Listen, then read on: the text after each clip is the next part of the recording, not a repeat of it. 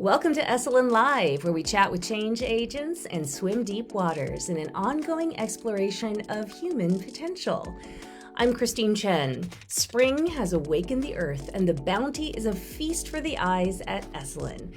We take you there as we chat with Daniel Horst, Farm and Garden Supervisor. He has more fantastic information about hot crops, climate change, Asian vegetables that are thriving right now, and the one mistake that you might be making in your own garden. Hi, Daniel. How are you? Hey, Christine. Good, thanks. How are you? Good. Nice to see you again. Always nice to see you. How is it at Esalen right now? It Likewise. looks like great. All the pictures you sent are It's fantastic. nice. It's a bit overcast today, so enjoying a little respite from the sun. Was able to get some foliar spraying in today, which one should never do in direct sunlight. Learn these things the hard way. So always love a little overcast. So it's all right with me, and it's nice and calm, not too windy, so things are good. Good. Well, I want to share the pictures that you sent me. They're so beautiful because if you can't get to Esalen or whether you're on your way here, I just want you to see what Daniel is showing us today about what the gardens look like. So take us on a little tour, Daniel. Sure, yeah. So pictured on the left there, that's in our sort of main block in the garden, which is kind of the main sort of guest space that people can sort of tour through in the main section of the property. And on the left there, you see that's a special vegetable we'll talk about very soon. In the middle is a bed of lettuce, specifically Salanova lettuce, which is a great variety for making multiple harvests. It's very resistant to both the hot swings and the cold swings, and super productive. And then on the farthest right, a few different varieties of cabbage, as well as some just growing in the middle. And then pictured on the right, that's inside of our propagation house where we do most of our seeding. So it looks like actually those cabbages that are on the far right of the left side picture are the same cabbages that are in those trays there. So lots of brassicas this time of year, and a little earlier in the season. They're very, frost and cloudy hardy. They don't need too much sun. So what you see on the right side there, it's a couple of trays of kales and collard greens and some mixed cabbages. So beautiful. By the way, Daniel Falkenbach says hello, and Sherry Johnson says hello from Capo Beach. So what are we looking at here? So this is that's the same lettuce there, a little more of the Salanova, where that's basically we're able off of one bed to harvest, essentially every week. The lettuce regrows real quick, especially this time of year. Now that we're past the equinox, the days are getting longer, temperatures are getting higher. So that there is, kind of one of our mainstays that goes in all of our salads. And so yeah, I really love Salanova. It's a great lettuce crop. How about here? So those are on the left side peas, which the method of planting there is called MultiSewing, which we'll talk about a little later. And we are trellising those, just planting one single row of about 3 or 4 peas per module there, and just spacing them as close together as we can get. The birds got to them a little bit already, so now we're covering them with some row cover for the time being till they get a little hardier. Try to maximize our chances of getting some good snap peas. And then on the right side there, we see a real pop-in bed of bok choy, which is another great, winter, fall, winter, spring brassica that really likes the colder temperatures and less heat, less sunlight. So those have been doing great for us this time of Oh year. yeah, I forgot to tell you, I'm growing some bok choy in my garden right now. So by the way, you're watching Daniel Perfect. Horst, our farm and garden supervisor at Esalen. He is very knowledgeable. So if you have any questions about your spring garden, pop them into the chat and we'll try and relay them to Daniel. And in the meantime, give him a little bit of love. He's talking about hot crops right now. So what's going on here? You mentioned hot crops. What are we talking about? Sure. Yeah. So this time of year, especially in California, if you're in Southern California, it's right around the right time to start thinking about putting those hot crops either in your little greenhouse or even in the ground, depending on where you are. We're moving out of the cold weather season, so anything if your temperatures are staying above about 40 degrees, you can plant, your peas, your lettuce, your beans, your onions, your radishes, all kinds of those quick succession crops just straight out in the garden now. For those places that are a little colder, those northern climates, it's a really great time to start those hot crops in your greenhouse or in your living room or wherever a sunny windowsill you might have. So those tomatoes, those zucchinis, cucumbers, peppers, all of your nightshade crops, it's a great time to get those started indoors. And one great tip to really ensure that you're getting good germination, if you're doing a small scale, it wouldn't make a lot more sense at a large scale because it is a little labor intensive, but using something like a plastic bag with a damp paper towel, if you fold your seeds up into a damp paper towel and put them in a plastic bag, it's like a little miniature germination chamber. And then you can ensure that each seed, once the roots sprout, you can plant those into pots and make sure you're getting basically 100 too much soil. So you can pick sort of the hardiest ones out of the bunch. Daniel, we've experienced a little bit of effects of climate change at Esalen, the fires, a lot of rain. And so people are really also chatting about how climate change and what we're experiencing in the weather is affecting gardens everywhere or agriculture everywhere. I know you gave me a little bit of information that you want to share about climate change and what we should be paying attention to this year. Certainly, yeah. So, what we've been seeing a lot is sort of trending towards, really climate destabilization. With every degree of temperature increase, we actually see a 7% increase in the moisture content of the air. And so what that translates to essentially for those areas that are typically facing drought conditions, the drought conditions will be getting worse and the precipitation will become more erratic. And then for those areas that are on the wetter side, they're also more intense precipitation events, less frequently. So more rain, less rain frequency. So like I'm from Seattle, and this is the first time I've heard of a crazy snowstorm happening since, I was 5 years old or something. And in the Southeast, farmers have been battling, 3 or 4 times their annual precipitation in the first 6 months of the year. And so, we've seen it here too. We had a crazy storm, and then the summer drought, of course, is sort of in this climate. So, always something to contend with. And for these reasons, a lot of growers are moving to more protective culture or polyculture growing in greenhouses or high tunnels that allows for, the plants to get a break from the wind or the heavy rains or hail in some areas. So it's something we'll see a lot more of, I think, in the future, is a lot of protected growing, especially for commercial growers in that sort of, greenhouse or hoop house or caterpillar tunnel type of system. Really great question here from, I think it's Kayla, but it might be Kala, so forgive me, Ms. Fossum. What do you think of dry gardening for summer veggies? That's her question. Yeah, so dryland farming is something that I don't have a ton of experience in. However, we do a bit of dryland tomato production here. There are certain crops that are, more sort of viable than others. Especially if you can transplant your crops and give them water when they're first transplanted, as long as your crop spacing is extensive instead of an intensive spacing, giving your plants maybe twice the normal space that they would have, that allows them to develop their root systems a lot further, take up those little bits of moisture that come, in the morning dew or in the rare rains that you may have in the summer. So certainly an option, especially for those fruiting crops like tomatoes. I've actually heard that, with the sort of drought stress tomato plant, you'll actually get the sweetest possible tomatoes that are sort of, they have a real high Brix value when they're under that sort of stress of not having quite enough water. It sort of bolsters their defenses. Plants like humans thrive under stress sometimes. Yeah. or challenge can make us a little bit stronger, right? So it gives us a little bit of something to work toward, just like the tomatoes. So here's one of my fave topics that you're going to talk about today is Asian vegetables.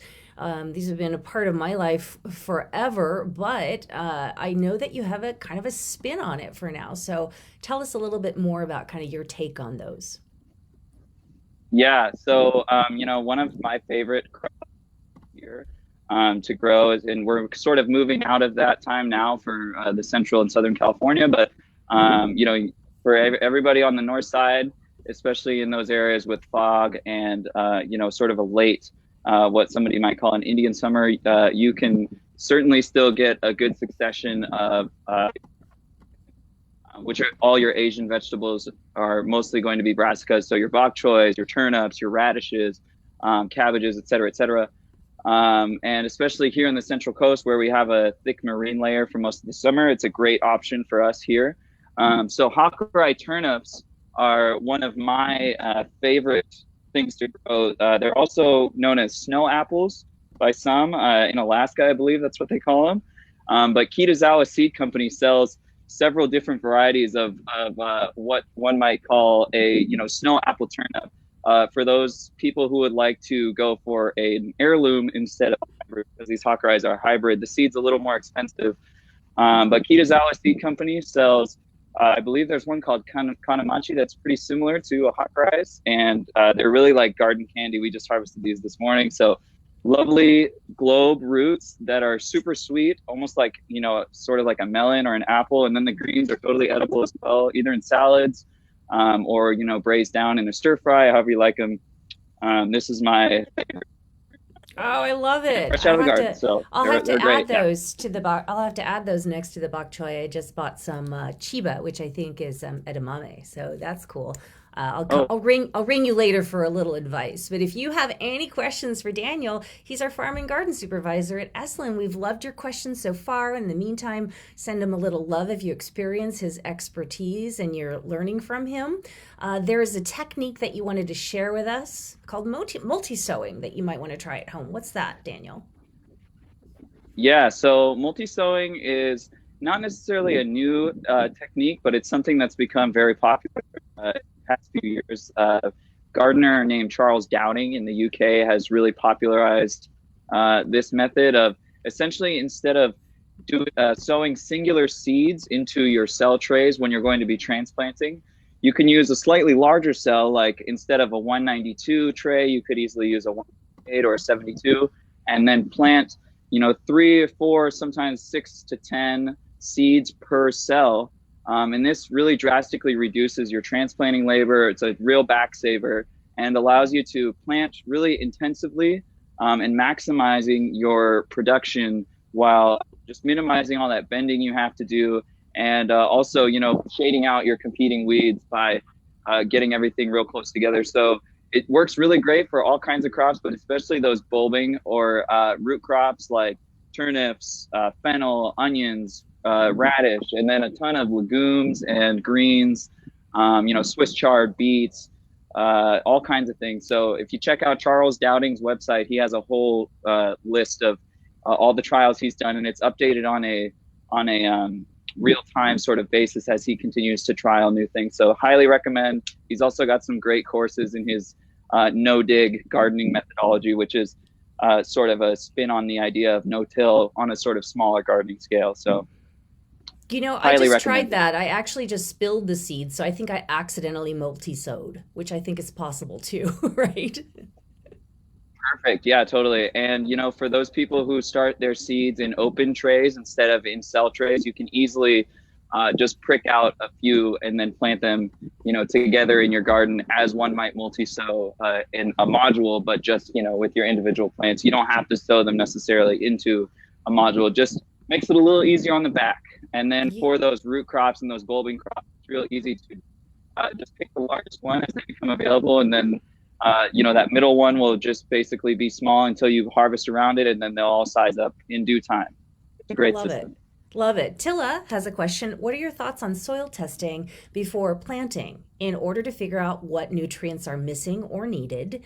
And if so, any suggestions for the best way to do that? Great question. Thanks, Tilla. Sure. Yeah. So for soil testing, because we're on a commercial scale, we work with an agronomist to do our soil tests. So you can easily find a lab that will do a soil test for you.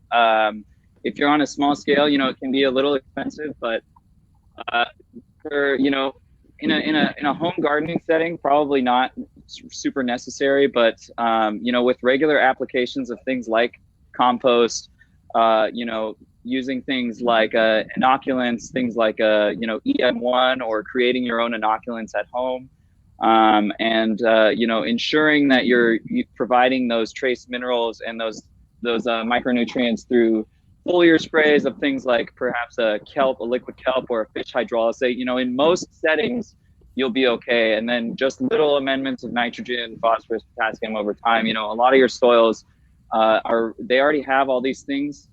They just need to become available through the biological and the action and that fungal life and those bacteria in the soil. So I would only really recommend a soil test if you're just really curious and you want to know, or if you have some excess income you'd like to spend on something. But if you're not doing it commercially, I just go the intuitive route as much as possible. And those foliar sprays, those compost, those biological and microbial inoculants will take you pretty far. Yeah, I think sometimes a big part of this is also being willing to make mistakes, which you said before. It's just like plant what you love and make mistakes. Daniel's an expert, and he's made plenty of them, as he's explained to us right now, which is how he became so knowledgeable, right? So I do have a question, though. What's the number one mistake that you think people are making right now as we get super excited about our spring gardens? Totally, yeah. It is actually kind of a toss-up between, I had some difficulty deciding between over-amending. So really always better to err on the side of caution if you're going to be using especially sources of nitrogen, phosphorus, potassium. You can easily burn your plants. You don't want to do that. So err on the side of caution. But really what the big thing is this time of year is either overwatering or sometimes underwatering, but especially now in springtime. The plants are not growing super fast. They don't have as much sunlight as they will in the main season. And so especially for your green crops and things, they don't need as much water as you might think. A good rule of thumb to follow if you're seeding trays, to transplant, it's great to just heavily water the tray before seeding it. So then you don't need to water them again. And once your seeds are germinated in your trays, if you're able to switch to what some would call a bottom watering, instead of watering from the top, water from the bottom, through the capillary action, the roots can take up the water that they need. And that will reduce chances of dealing with fungal issues like damping off, or things that can really heavily affect those plants. And then once things are out in your garden, if you take your finger and you stick it down, you can feel that the soil is moist. You probably don't need any water. It's really easy to remember the surface of the soil is going to dry out first. If you first couple of inches and you still feel moisture, give it a couple more days. And as much as possible, try to err on the side of more infrequent deep watering as opposed to frequent, shallow watering, because we really want that water to get down at least 6 inches down. So like a little bit of time rather than like flooding. That sounds like what you're saying. Yeah. Okay. And if you use either a low flow hose or a low flow watering can or drip irrigation, that's a great way to ensure that you're getting that deep penetrating watering as opposed to just getting those surface roots. So watering always. Chamber. Stick that finger down. You're getting some love from Carmel Chamber. We enjoyed our visit to Esalen yesterday, and during our tour of the property, we had the pleasure of spending time in your beautiful garden and meeting Daniel. Thank you. Yeah, absolutely. Thanks, Carmel. Send them a little bit of love. We've really enjoyed all the time that you spent with us, Daniel, giving us a lot of information about how we can, take some of the expertise that we might get from you at Esalen if we visit to our own homes if we want to build a garden, or even better our gardens. Like you said before, during this time, the pandemic, the gardens at home have exploded as more and more people are growing their food. So we certainly appreciate all of your efforts in educating us. Continue to ask questions in the chat. We'll have Daniel check in on those in the coming days if you're going to watch the replay. Daniel, any last words for us from Esalen? Yeah, best of luck with your gardens. And I'm just going to say pretty much the same thing as before. Plant what you love, and you really can't go wrong. And don't worry about the failures. Luckily, we still have grocery stores. So if your vegetables don't work out, we're not going to grow hungry. But always recommend heirloom varieties, number one, and just plant what you like. Yeah, absolutely. Uh, And I would also what say, to like, do with it. Yeah. yeah, and share with your neighbors too. Share with your community, I would say, right? And share. Yeah. You can eat a big 5 pound head of cabbage before it goes, well, some, but So, some kimchi, share with your neighbors, make some sauerkraut, share the love. love it. Love it. Thanks so much, Daniel. Everyone, have a great day. Right, Plant what you Christine. love. Stay connected. Esalen.org, Esalen on Facebook and Instagram. Thanks, everybody. Thanks, John. Thanks, Levia. Thanks, Kala. Thanks, Daniel. Thanks, everybody, for watching.